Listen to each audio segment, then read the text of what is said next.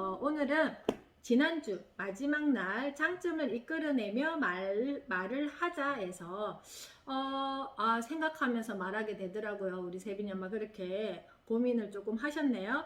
자, 장점을 이끌어내며 말하자에 오늘은 좀 이렇게 더 심화 내용을 한번 읽어보도록 하겠습니다. 자, 그럼 우리가 지난주에 한번 나의 장점은 무엇인지 이야기를 해보았는데요. 그때 내가 이렇게 이야기할 걸, 내 장점은 또 이런 게 있었어. 우리가 수업 마치고 한 번 더 고민해보면서 기억했던 거, 나의 장점을 구체적으로 한 가지 이상 한번 쭉 올려보시겠어요? 댓글로. 자, 왜냐하면 내가 평소에 나의 장점을 잘 알아야지 내가 우리 아이의 장점에 대해서 구체적으로 발견하게 되고 표현할 수 있어요. 그래야지만 오늘 같이 함께 읽는 아이의 장점을 자세히 말해주자에서 훨씬 더 아이의 모습을 잘 접근해서 볼 수가 있습니다. 자, 나의 장점 한 가지씩 왜 이렇게 망설이시나요? 지금 올려지지가 않는데요. 나의 장점 저번에 이야기했던 거 말고 또 다른 나의 장점 있으시면 한번 이렇게 드러내 보세요. 우리가 평소에 아이에게 네 생각을 이야기해 이렇게 계속 이야기를 하는데 그거 굉장히 어렵다는 거 우리가 이번 수업하면서 많이 아시게 될 거예요. 자, 내 생각을 이야기한다는 것은 곧 내가 나를 잘 알아야 된다는 거예요. 그래야지만 내가 아이에게도 어떻게 할 수 있어요? 아이의 진짜 모습을 잘 발견하고 아이의 진짜 모습을 인정해주고 표현해줄 수가 있습니다. 그래서 안녕하세요, 지우찬우 엄마 오셨어요. 아까 인내심이 있어요. 맞아요. 우리 세민이 엄마 인내심도 있고 이렇게 꼼꼼하신 것 같아요. 제가 봤을 때는. 그리고 이렇게 올려주셔야지 제가 피드백을 해드릴 수 있습니다.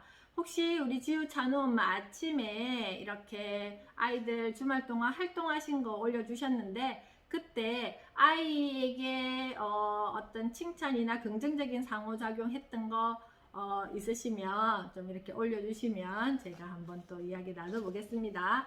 자, 그러면 지금 망설이는 또 내가 나의 장점 알긴 아는데 내가 이렇게 이야기하기가 조금 부끄러워 이렇게 하시는 분들도 분명히 계시는 것 같아서 제가 책을 읽으면서 또 시작해 보도록 하겠습니다.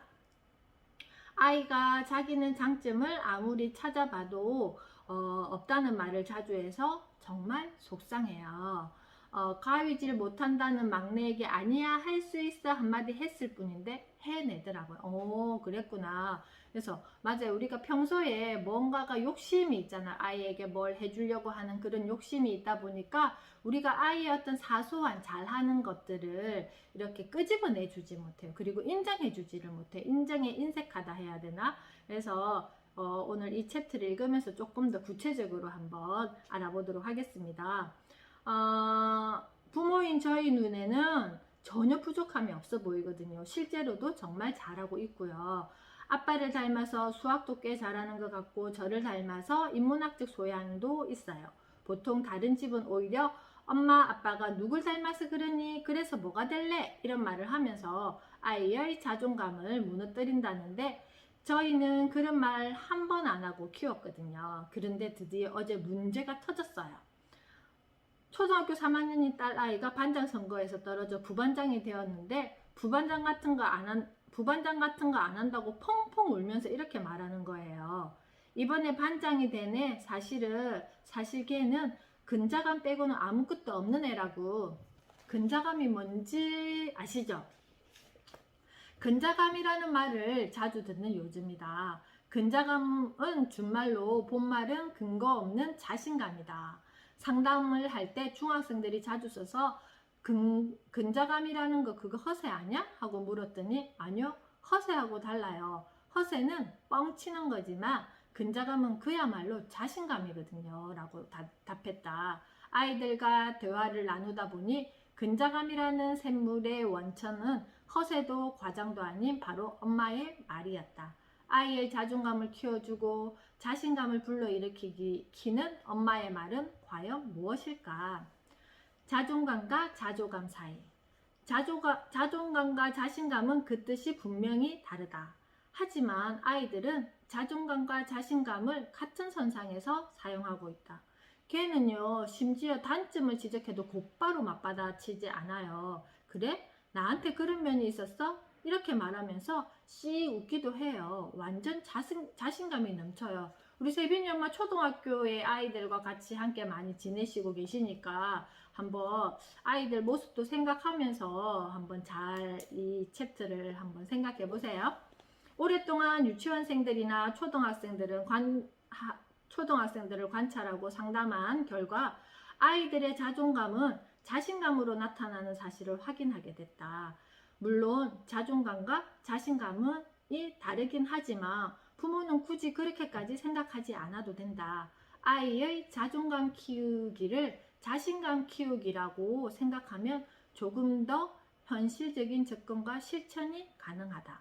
자, 자존감 키우기를 자신감 키우기라 생각하면 훨씬 더 현실적 접근과 실천이 가능하다고 했습니다. 아이의 자존감은 부모가 알지 못하는 의외의 영역에서 생기고 꺾인다는 사실을 잘 보여주는 사례가 있다. 부모의 의도는 아주 좋았지만 그것이 제대로 전달되지 않아 오히려 독이 된 사례, 자존감은커녕 자조감만 키운 사례다. 경제교육과 결핍교육을 동시에 할 겸 집안이 넉넉하지 않다고 자주 말했던 엄마는 아이가 고등학생이 되었을 때 아이로부터 충격적인 이야기를 들었다. 아이는 중학교 1년 과정으로 미국에서 어학 연수를 했다. 어느 날 아이가 당시를 회상하며 엄마 난 그때 친구들이 놀러 가자고 해도 안 갔고 어쩌다 쇼핑을 하러 가도 아무것도 안 샀어 라고 너무 진지하게 말하는 것이었다. 친구들이 70%나 할인된 옷을 살 때도 사지 못해 친구들이 너는 왜 옷 안 사? 관심이 없어? 라고 물어봐서 울고 싶었던 이야기. 그래서 자기가 가난한 집 아이라는 사실을 들킬까봐 이불러 화장실에 가서 오래 있다가 나왔다는 이야기를 들으며 엄마는 아연 실색했다고 했다. 엄마는 뒤늦게 우리 집이 그렇게 가난했으면 너를 어떻게 유학을 보냈겠어? 라고 했지만 가만히 들여다보니 아이가 당시 느꼈던 감정은 열패감과 자조감이었다. 아이의 용돈을 최대한 절제해 공부에만 전념시키겠다는 엄마의 단편적인 생각이 문제였다. 미국에서 아이를 대신 돌봤던 가디언은 엄마와의 약속대로 용돈을 최소로 주었고 그래서 아이는 점심이 부족했던 날조차도 돈을 아꼈다고 했다. 엄마의 말을 요약하면 엄마도 가디언도 아이에게 정신적으로 과한 압력을 준 건 아니었다. 하지만 경제적으로 더 이상 과할 수 없는 압력이었고 이것이 아이한테 자신의 입지가 엄청나게 위축되는 경험으로 작용했다. 어학연수를 마치고 한국으로 돌아온 아이는 원래 나이보다 1년을 늦춰 중학교 2학년으로 편입했는데 오랫동안 적응을 하지 못했고 힘들어했다. 부모는 괜히 유학 보냈나? 친구들은 모두 3학년인데 혼자 후배랑 다녀서 그런가? 미국에 다시 가고 싶나 등 추측을 하며 전전긍긍하면서도 한편으로는 괜히 으스스대는 허세가 많이 줄고 의젓해졌네 라고 흐뭇해하게 됐다. 그런데 정작 아이는 미국에 가 있는 동안 가난한 형편의 유학을 보내준 부모에게 너무 미안해 친구들이 모두 모여 파티를 할 때도 배가 아프거나 숙제가 많다는 등 이런저런 핑계를 대며 빠진 채 혼자 집에서 이불을 뒤집어 쓰고 울었다니 엄마로서는 기가 막혔던 것이다. 그동안 외식을 하려고 할 때마다 아이가 우리 집은 돈이 없으니까 아껴요 라고 말했던 것은 기특한 생각이 아니라 유학 중 느꼈던 가난에 대한 열등감과 자조감 추측의 표출이었던 셈이다. 아이를 잘 키우고 싶어서 시도했던 결핍교육이 오히려 독이 된 사례다. 한편 엄마가 없는 형편의 유학을 보낸다는 말 대신 전략과 결핍교육에 대해 충분히 이해할 수 있게 이야기했다면 어땠을까? 아이는 자조감에 빠져 갈등하는 동안 수많은 가치를 잃었다. 그중 가장 크게 잃은 것은 자존감이었다. 집안이 어렵다고 하면 아이가 돈을 아껴 쓰겠지. 사춘기인데 부모와 떨어져 있어 통제도 안 되는데 풍족하면 괜히 친구들과 휩쓸려 다니면서 불필요하게 낭비하느라 공부까지 소홀할 수 있어. 그러니 없다고 해야겠다라는 것은 엄마의 생각일 뿐이다. 엄마가 아이에 대해 상담을 하게 된 결정적인 계기는 아이의 걸핏하면 다른 사람을 탓하는 단점을 들추는 습관 때문이었다. 자기 자신을 진심으로 존중하는 아이는 내가 존중하면 다른 사람도 당연히 그럴 줄 안다. 나만 소중하게 여기는 이기적인 생각이 아니라 다른 사람도 소중하다는 사실을 아는 것이다. 자존감이 낮은 아이들을 잘 살펴보면 내가 아닌 다른 사람의 장점을 도무지 인정하지 않는다. 예를 들어 친구가 예쁜 옷을 입고 오면 어머 정말 예쁜 옷이네 잘 어울려 라는 말조차도 아낀다. 이것은 아이가 수줍은 성격이나 내향적이라 표현을 잘 못하는 것과 완전히 다른 문제다. 자, 여기까지 읽어봤는데요. 쭉 읽어봤는데요. 왜냐하면 흐름이 끊기면 안 되니까 제가 그냥 쭉 읽었습니다. 자, 방금 여기 유학 보낸 아이의 이야기, 그리고 반장 선거에서 떨어져 부반장이 되었던 아이의 이야기, 이거를 이렇게 들으시면서 자, 지금 뭐가 문제였던 것 같아요? 우리가 아이들이 말을 하는 시기 있잖아요. 이제 3살, 4살 정도 되면 3살 엄마 말을 알아들어요. 엄마 말을 알아듣고 전달하는 과정 맞아요. 자, 엄마 말을 알아듣고 그리고 4살 정도 되면 어느 정도 자기의 의사를 표현하고 5살 정도 되면 이제 소통하는데 크게 무리 없이 6살 정도 되면 정말 자기 이제 주장 정도는 할 수 있고 7살 정도 되면 네 생각과 내 생각은 다르다까지도 이야기할 수 있는 말하기가 완성돼요. 그런데 여기에서 우리가 착각하면 안 되는 게 뭐냐 하면은 가장 중요한 거예요. 아이가 그렇게 말하기를 할 수 있다는 것은 굉장히 기능적인 부분이에요. 그냥 듣고 말하기. 그런데 그 말에 대해서 상황을 안녕하세요 지윤이 엄마 오셨네요. 상황에 대해서 완전히 이해하고 저 사람이 나에게 저렇게 하는 것은 그러니까 엄마가 유학을 보내줬고 그리고 나에게 용돈을 적게 주는 것은 내가 외국 생활을 하면서 낭비하지 않고 공부에만 전념할 수 있는 엄마의 의도가 있기 때문에 내가 저 아이들과 같이 어울리지 못하는 나의 어떤 용돈 수준임에도 불구하고 우리 엄마는 저런저런 생각 때문에 나에게 지금 이렇게 해주시는 거야. 그러면 내가 불편할 게 뭐가 있어? 내가 저 아이들한테 뭔가 불편해야 되는 게 뭐가 있어? 이렇게 아이가 생각할 수 있을까요?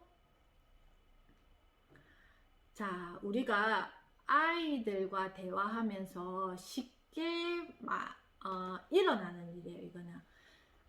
만약에 첫째 아이와 둘째 아이가 있어요. 첫째 아이가 엄마의 말을 해석할 수 있는 능력과 둘째 아이가 해석할 수 있는 능력은 분명히 달라요. 그렇다고 여기에서 또 실수하는 거는 뭐냐면은 첫째 아이가 훨씬 더 엄마의 말을 잘 이해할 거라고 생각할 수 있다라는 거예요. 그치만 우리가 둘째 아이들은요 본능적으로 상황에 대한 판단을 잘 해요. 그렇기 때문에 치고 들어가야 돼요. 누구를? 첫째 아이를 치고 들어가야지 내가 비집고 들어갈 틈이 있어요. 그랬을 때 우리가 평소에 아이에게 하는 말이 있잖아요.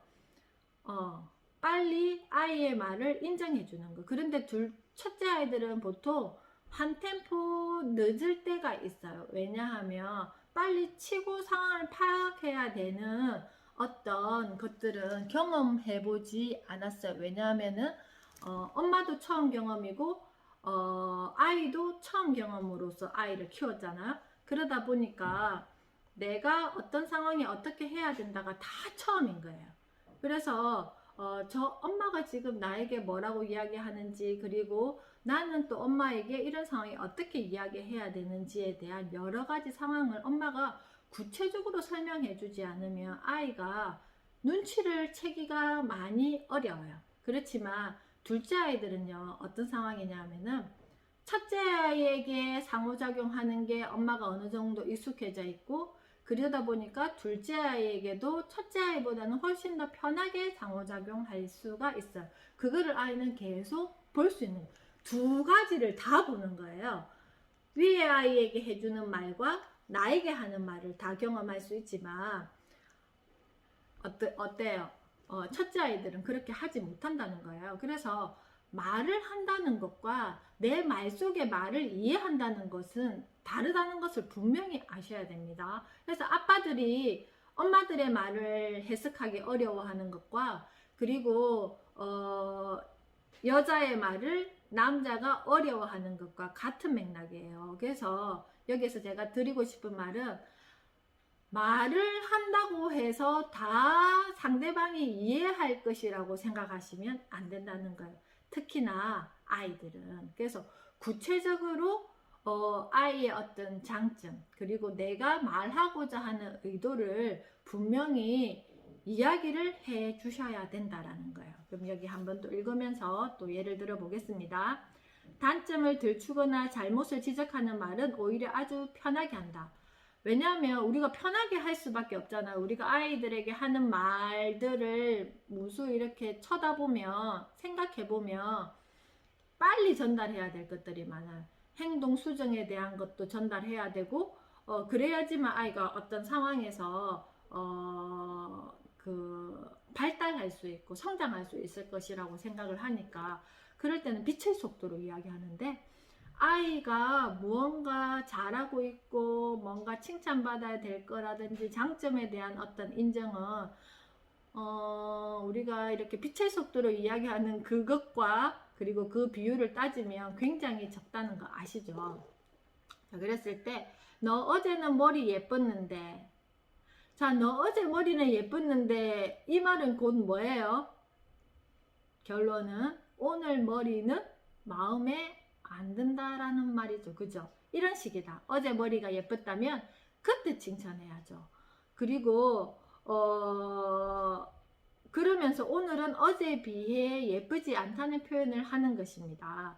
이런 아이들에게 왜 그러냐고 물어보면 칭찬하면 오글거려요. 가식 덩어리 같지 않아요? 이게 보통 초등학생들 사이에서도 보통 아이들이 친구들 사이에 너 진짜 예뻐, 너 오늘 이렇게 오니까 되게 멋진데? 뭐 이런 말 굉장히 아이들이 인색해요, 요즘에. 그래서 오글거리기도 하고 뭔가 좀 겸연쩍기도 하고 칭찬하기가 겸연쩍다는 것입니다. 그래서 지적하는 말을 하는 건 괜찮아 라고 했더니 솔직해 보이잖아요. 돌직구화법. 그래서 이렇게 대답을 했다고 합니다. 칭찬은 포장하는 말처럼 느껴지고 마치 나를 속이고 뭔가 가식된 말을 하는 것처럼 느껴지고, 지적은 정직한 말처럼 느껴져 아이는 점점 더 꼬인 말만 한다라고 합니다.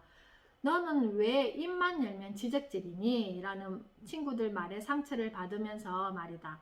어떻게 하면 아이가 자기 자신이 근사한 인격체임을 깨닫고 존중하며 이것을 바탕으로 다른 사람의 장점을 자연스럽게 인정할 수 있게 될까? 자, 경험해보지 못한 것은요, 표현하기 되게 힘들어요. 낯선 분야잖아요. 그죠?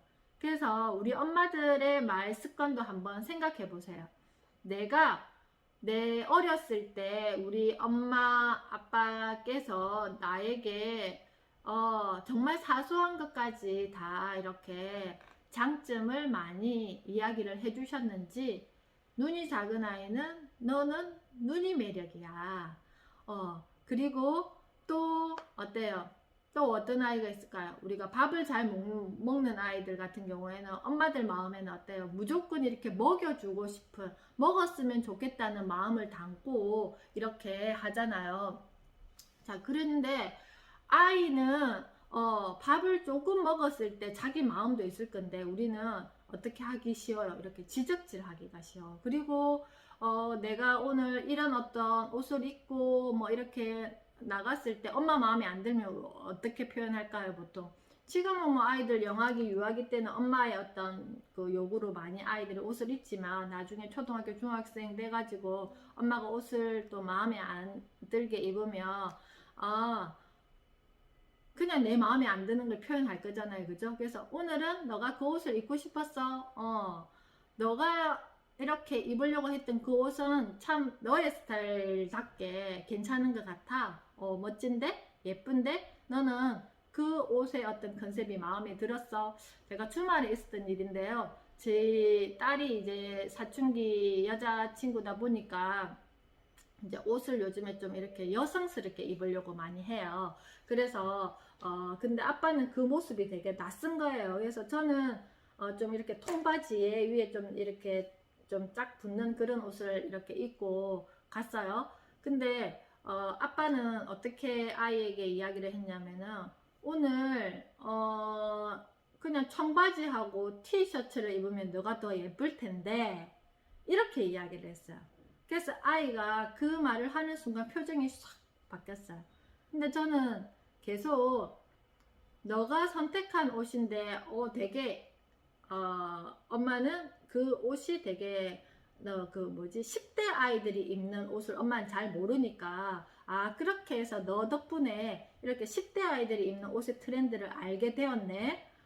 괜찮네. 이런 옷이 너는 마음에 들어? 하면서 그냥 그게 예쁘다, 어떻다, 엄마는 이렇게 입었으면 좋겠다의 말보다 너의 어떤 관점에서 입은 옷에 대해서 이렇게 되게 인정을 그냥 해줘 버렸어요. 그걸로서 끝이었어요. 왜냐면 아이가 선택했기 때문에.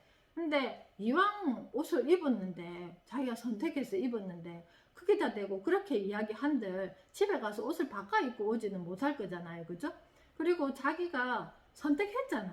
그러면 선택을 했으면 아이를 그냥 인정해주면 돼요. 그게 내 마음에 안 들든지 어쨌든지. 그래서 보통 우리 유아기 때 많이 엄마랑 아이랑 다투는 거 있잖아요. 옷 때문에. 엄마는 이런 옷을 입히고 싶은데 아이는 꼭 이 옷을 입으려고 고집을 해요. 그럴 때 우리 엄마는 어떻게 하실까요? 지금 보통 아이 위주로 입는다? 내가 원하는 대로 입힌다. 어떻습니까? 보통 3살, 4살, 5살 정도까지는 엄마의 어떤 기준이 많이 들어갈 거고 6세, 7세 정도 되면 아이의 기준도 들어갈 건데 우리 집은 어떤가요? 보통 옷을 입히는 패턴이 어떤지요? 자, 아이가 요즘 자꾸 공주 옷을 입으려고 해요. 지금 한참. 그래서 우리 선생님들께서 제가 선생님들께 이야기하는 게 있어요. 이렇게 공주 옷을 막 4살, 5살 아이들 집중해서 입으려고 했을 때 예쁘다 소리 해주지 않기. 왜냐하면 공주 옷을 입고 온 한 아이를 우리는 본능적으로 그냥 예쁘다 이렇게 하잖아요. 그러면 안 입고 온 옆에 아이가 가만히 보고 있다가 저 옷을 입고 와야지만 선생님이 예쁘다 해주는구나. 그러면 어떨까요? 아이는 이제 집에 가서 떼쓰기 시작할 거예요. 그래서 그냥 평소처럼 이야기하고 크게 대해서 크게 반응하지 않으면 아이도 몇 번 입다가 또 자기가 원하는 어떤 좋은 그 뭐지 자기가 원하는 옷의 어떤 그런 걸 입을 텐데 크게 막 의미를 많이 안 두면 아이도 어느 정도 이렇게 옷을 입다가 어떻게 할까요? 내가 좋아하는 옷은 이런 옷이구나 알게 된다라는 거예요. 근데 너무 엄마의 어떤 생각 이런 걸 이렇게 많이 주입하다 보면 나중에는 어떤 일이 벌어지냐 하면은 니는 왜 네가 알아서 못하니? 라는 말을 하게 될 어느 순간을 만날 거예요. 근데 3살 버릇 언제까지 간다? 8까지 간다. 그래서 평소에 아이가 선택하고 했던 거 그리고 아이가 잘하는 거 이런 것들을 구체적으로 표현하는 연습이 되지 않으면 어느 선까지는 엄마의 어떤 기준에서 이렇게 계속 하려고 주입시켜 놓고 어느 선에서 자기 주도적으로 막 하라고 아이에게 다그치는 또 내 모습을 만날 거예요. 그럼 아이는 어떻게 하라고? 아이는 나는 어떻게 해야 되지? 하면서 굉장히 혼란스러운 어느 순간을 만납니다. 그래서 지금부터 나의 어떤 말에 아이에게 하는 말들이 어느 정도의 색깔을 가지고 아이의 입장에서 많이 반영하고 해주는지 이렇게 아셔야 된다라는 거예요. 그래서 자, 여기 보겠습니다. 아이의 자존감을 키워주는 가장 좋은 방법은 기회를 만들어서라도 아이의 장점을 찾아 말해주는 것이다. 그것도 아주 자세히 말해줘야 한다. 결핍 교육을 하겠다고 결심했다면 아이가 전략을 하거나 사고 싶은 물건이 있는데 잘 참는다고 느껴질 때 바로 그때를 놓치지 말고 자세히 말해줘야 한다. 이를테면 손을 씻을 때 비누칠을 하면서 물을 잠갔다면 물을 아껴 쓰는 좋은 습관을 가졌네 라고 말하면서 칭찬하는 것이다. 이제부터라도 아이에게 장점을 자세히 말해주며 아이의 가치관을 비관에서 낙관으로, 부정에서 긍정으로 바꿔야 한다. 아이의 자존감을 키워주는 대화를 시도해야 한다. 예를 들어 식사 시간에는 이렇게 해보면 어떨까? 밥을 참 맛있게 먹는구나. 엄마가 우리 딸 먹는 모습을 보면 보람을 느껴. 어이구, 우리 아들 젓가락질이 예술이야. 진짜 최고인걸? 남자아이들이 젓가락질을 좀 늦게 배운다고 하던데 우리 아들은 벌써 아빠만큼이나 잘하네. 비교급이 늘 나쁜 것은 아니다. 자신감과 자존감을 키워주기 위해 여러 가지 방법을 동원할 필요가 있다. 어느 날은 저도 아이와 함께 장점을 찾아보려고 노력했어요. 그래서 내 장점이 뭐야? 뭘 잘해? 하고 물으며 나 잘하는 거 없는데 엄마도 알잖아 라고 해서 맥이 빠지더라고요. 부모라면 누구나 자신감이 넘치는 아이, 기가 펄펄 살아있는 아이를 원한다. 지금까지 얼마나 노력해 왔는가. 아이의 자존감을 키워주고 아이의 기를 죽이지 않기 위해 인고의 시간을 보낸 세월이 출산 후부터 지금까지라고 해도 과언이 아니다. 사실 부모의 의도와 생각이 아이에게 정확히 전달되리라는 기대는 처음부터 하지 않는 편이 현명하다. 마치 앞에서 언급했던 결핍 교육과 같은 맥락이다. 아이가 자신의 장점을 찾지 못해 고개를 숙인다면 무조건 속상해하지 말고 여유를 가져야 한다. 드디어 좋은 기회가 온 것이기 때문이다. 엄마의 장점부터 이야기하자. 물론 아이가 납득할 만한 장점을 이야기해야 한다. 자, 엄마의 장점을 이야기하자고 하는데 여기서 뭐라 그랬어요? 아이가 납득할 만한 장점을 이야기해야 한다라고 했습니다. 엄마는 잘 웃어 라고 이야기했는데 아이가 엄마가 잘 웃는다고 언제? 라고 하면 라고 받아쳐서 미처 말을 다 하기도 전에 됐어, 내가 너랑 무슨 말을 하겠니? 라고 했다는 엄마의 이야기도 떠오른다. 그러므로 엄마도 평소에 자존감을 키워야 한다. 방법은 간단하다. 자신의 장점을 자주 생각해 보는 것이다. 자, 평소에 나의 어떤 장점을 생각해서 아이에게 좀 표현하시는 편이에요. 자, 우리 아까 세빈이 엄마 인내심이 있어요 했는데 엄마가 이런 거는 너가 지금 이렇게 해서 많이 불편한데 엄마는 인내심이 있어서 지금 조금 참고 있어. 그렇지만 많이 참으면 엄마 마음이 힘들 수도 있어. 자, 이 두 가지 내가 이게 장점이 될 수도 있지만 나중에 이것으로 인해서 내가 마음의 병을 얻을 수도 있잖아요. 그죠? 그래서 솔직하게 나의 이야기를 하는 훈련이 되어야 돼요. 말하기 연습. 그래서 잘하는 거, 그리고 엄마가 힘든 거, 이런 것들을 다 이야기를 할 수 있어야 돼요. 누구에게? 아이에게. 그래야지만 아이가 진짜 힘들거나 엄마에게 SOS를 해야 될 때 아이도 저렇게 이야기하면 되는구나 라는 생각을 하게 돼요. 그래서 자, 보세요. 엄마가 일상에서 아이의 자존감을 키우는 장점 말놀이. 엄마가 아이에게 장점을 말해주는 방법은 그리 어렵지 않다. 아주 사소하면서도 평범한 것, 이런 것도 장점일까 하는 생각이 들 만큼 소소한 것부터 접근하면 된다. 엄마는 밥을 아주 맛있게 먹어. 엄마는 걷기를 참 좋아해. 엄마는 꽃도 좋아해. 예쁜 그릇도 좋아하고, 그리고 엄마는 목소리도 커. 엄마는 목소리도 커 라는 대목에서 7살짜리 아들이 크게 웃으며 맞아 엄마는 목소리가 진짜 커. 근데 그것도 좋은 점이야? 라고 물어서 난감해 했다고 한다. 이때 목소리가 큰 건 장점이야. 여러 사람들이 쉽게 이야기를 들을 수 있잖아. 하지만 그 사람들을 방해할 정도로 크게 해서는 안 돼 라고 목소리 조절까지 가르쳐주면 보다 효과적이다. 여전히 자신의 장점을 쭈뼛거리면서 말하지 못하는 아이라면 엄마의 장점 한번, 아이의 장점 한번 말하는 식으로 시도해도 된다. 자, 아이가 이제 어느 정도 엄마와 대화가 된다면 오늘 저녁에 한번 실천해 보세요. 엄마의 장점 한번. 그러면 너의 장점, 엄마한테 자랑하고 싶은 너의 장점은 뭐야?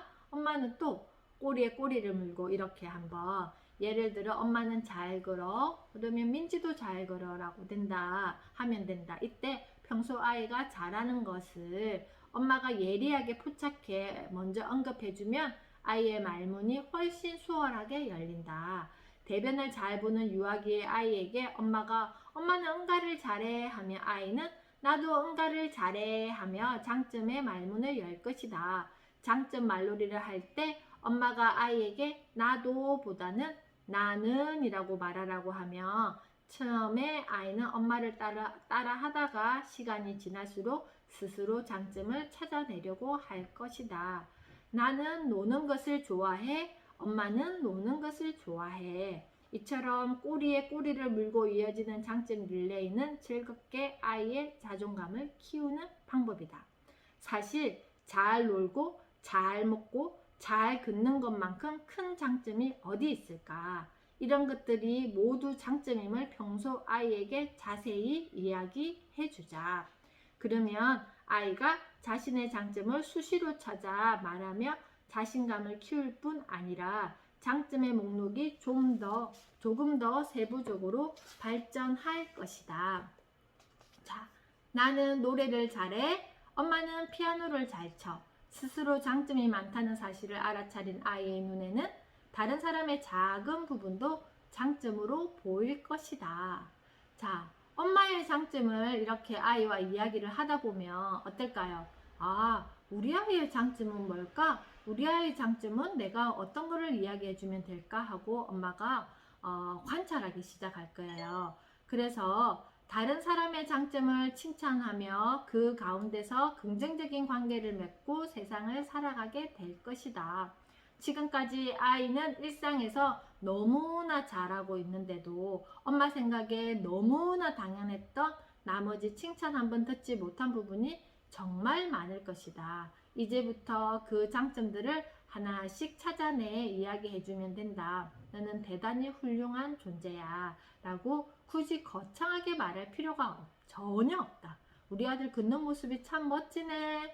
우리 딸 웃는 표정이 참 예쁘네. 가끔씩 구체적으로 장점을 찾아내 말하는 것이 조금 지루하다고 느껴진다면 아이를 경이롭게 바라보면서 이렇게 말하면 된다. 딸, 아들, 좋은 점이 너무 많아서 엄마가 표현할 수 없을 정도야. 자, 우리가 평소에 아이들에게 어떻게 이야기를 하고 있는지 다시 한번 되새겨 보면 정말 웃으면서 아이에게 네, 반갑습니다. 자, 아이에게 웃으면서 평소에 이야기를 많이 하는지, 아니면 매일매일 무언가를 해야 될 게 많아서 이렇게 엄마는 항상 어떻게 하냐면은 여기가 딱 이게 선이라면 아이와 엄마가 이렇게 있으면 엄마는 계속 앞에 나가서 뭔가를 아이를 이렇게 데려가려고 그래요. 데려가려고. 그래서 혹시나 늦어지면 엄마가 손을 딱 잡고 또 이만큼 데리고 가고. 그러면 아이는 어떨까요? 내 진짜 모습은 엄마 나는 지금 여기서 이런 이야기를 하고 있어. 엄마 나는 지금 이런 말을 하고 싶고 이렇게 하고 싶어 라고 이야기를 하고 있는데 엄마는 계속 앞으로 가야 되는 이거 시선 때문에 아이가 뒤에서 무슨 말을 하고 있는지 아이가 뭘 하고 싶어 하는지 눈치채지 못할 때가 많을 거예요.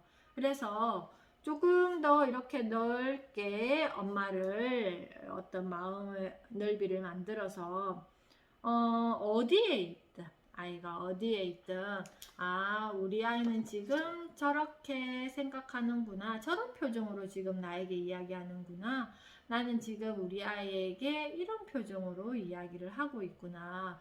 아이들이 또 한 번씩 이야기 하잖아요. 저번 주에 우리 그 상황 파악한 후 말하자, 선택 존중하며 말하자, 존중의 육하 원칙을 사용하자. 첫날 그렇게 하니까 엄마 오늘 왜 그래? 뭐 이런 식으로 아이가 표현했다 그랬잖아요. 자, 평소에 내가 우리 아이를 사랑하잖아요. 우리 아이를 사랑하는데 마음 바쁘게, 그리고 뭔가 준비되지 않은 어떤 당연하게 여겼던 아이 행동을 칭찬하는 습관은 맞아요.